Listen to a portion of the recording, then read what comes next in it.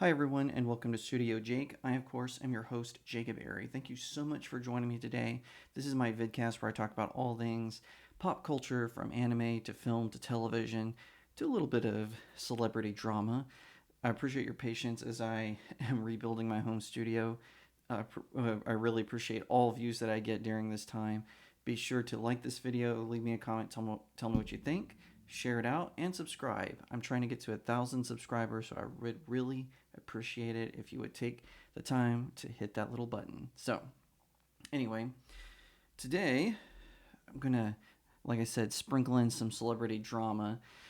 Man, I always find myself making fun of these hissy fits from celebrities. And everyone knows one of my favorite franchises is Star Trek. I love the original series, I love The Next Generation. Kind of like Deep Space Nine. I think Voyager is a whole lot fun. I think it's a little overhated.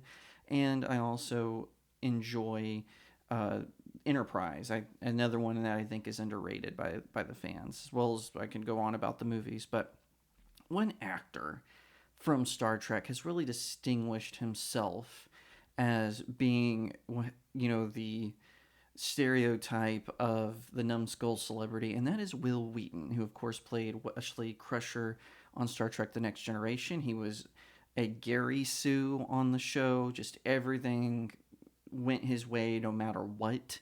They tried to change it up a little bit when they dismissed him from the show, and they explained it as he went to Starfleet Academy, and then he would kind of become a regular. I think he had a cameo in Star Trek Nemesis, but he's also appeared in Star Trek Picard, apparently. Now, what's going on right now in Hollywood is these writers from the Writers Guild of America, they're striking because reasons, and they're getting a whole lot of people out of work. And anytime someone tries to get a job, they're calling them scabs. And this is what's happening, what Wil Wheaton is doing, basically. So this is according to Bounding into Comics. Basically, what happened is Mayim Bialik, who of course used to be on The Big Bang Theory, she's now the current host of Jeopardy. She excused herself from being the host of Jeopardy to stand in solidarity with the WGA. And so another actor named Ken Jennings stepped up to be the substitute host. Wil Wheaton didn't like this, and he's big mad about it. So this is, like I said, this is according to Bounding into Comics. Star Trek actor Wil Wheaton recently threatened Jeopardy host Ken Jennings after it was reported he would fill in to the host. Sorry, that's a really awkward sentence. The show after Mayim Bialik reportedly chose to stop hosting due to the Writers Guild of America strike.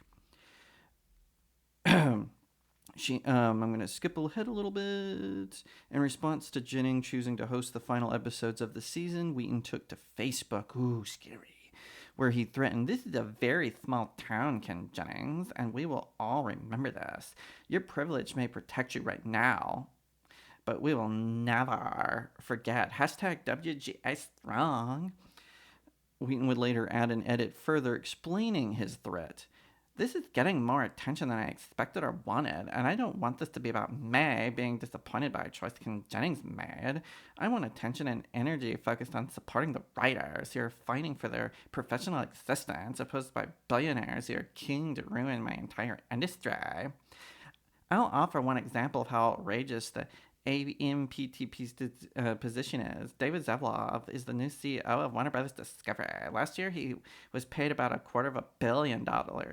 That's one man who's already a billionaire. Quoting Adam Conover, "That's about the same as what 10,000 writers are asking him to pay all of us collectively. The needs of the many outweigh the greed of the few, and the one y'all," Wheaton wrote. And that isn't even the worst of it. I haven't gotten into the issues of what are called mini rooms and how we deal with all the with the emergence of AI. It's effing terrible. The WGA is not being unreasonable. I stand with my fellow union members, and I urge you to do the same. Lord have mercy. Cry more, Wil Wheaton. That's what I say to you. This WGA strike, while I'm sure there are probably legitimate gripes that the writers have, this is nothing but a hissy fit. There was no need to go on strike. There was no need for this. If they want to combat AI, they need to be better writers. the Hollywood chased out all of the good writers in the name of diversity and inclusion, and now ratings are suffering. Even places like Netflix, Disney Plus, HBO Max, or excuse me, Max, they are suffering as a result of this because these writers have been doing poorly. I remember when movies like first started going, more politically correct. They started inserting all these woke, nonsense talking points into their scripts. I remember there were some on the more conservative side who were like, just watch TV. TV is not going that way. And then, boom, it happened, right? Because if you let it happen in one industry, so it started in sort of the book industry, then it went to comic books, but no one really cared about comic books. So then it went into animation, and all of us who were animation enthusiasts warned about it, but no one listened to us. So then it went into film, and now it's in television. And quite frankly, if I was the producers, I would have gone on strike against the writers. I mean, come on, the crap that these writers are producing these last few years have been awful, with a few small exceptions, but still, they do not. If they want a pay raise, they need to write better. They need to produce the ratings that give them, a pay raise. Did you know that? And here's something interesting. Did you know that while Wil Wheaton can whine about David Zaslav, well, now he'll never work for Warner Brothers. Of course, he barely works for the Star Trek franchise. He can whine about David Zaslav. David Zaslav is the CEO. Okay. The board sets his salary, and they're allowed to do that, and he needs just to get over it. If you want to be a writer who's going to get that kind of pay, then you have to do the work. But these writers don't want to do the work, hence why they're striking. This isn't about them, wanting stuff. This is a free vacation for them. So now they can still get paid their residuals, but now they don't really have to work. And as a result, grunts, grips, cinematographers, they're all out of work because TV shows are being canceled as a result of this. And shame on them for allowing this to happen. Now, I'm not saying the TV shows that got canceled are bad. I mean, we are all getting some nice quiet time now that the late night hosts aren't here to ruin our evenings. We're also, other shows that are pretty terrible are getting canceled as well. And I really hope that this gets resolved. And, this is what troubles me about union strikes, right? So some of these people, they're going on strikes, aren't, like I said, they're still getting their residuals. So all this nonsense about them being self-sacrificial is absolutely nonsense. And they get paid, by the way, the average Hollywood writer or TV writer gets paid 19% more than a blue-collar worker. Think about that for a second. But anyway, Wil Wheaton, okay, he claims he's a writer. I've never seen written by Wil Wheaton ever.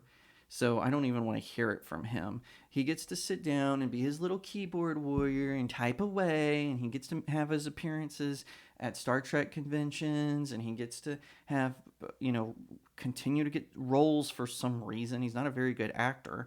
But no, he gets to just type away, and he gets to attack one of his colleagues who just wants to work.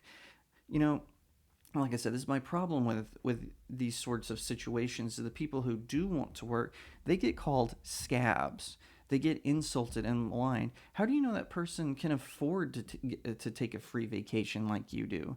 It's absolutely silly. And, and I'm sure, like I said, some of their grievances, maybe they're legitimate.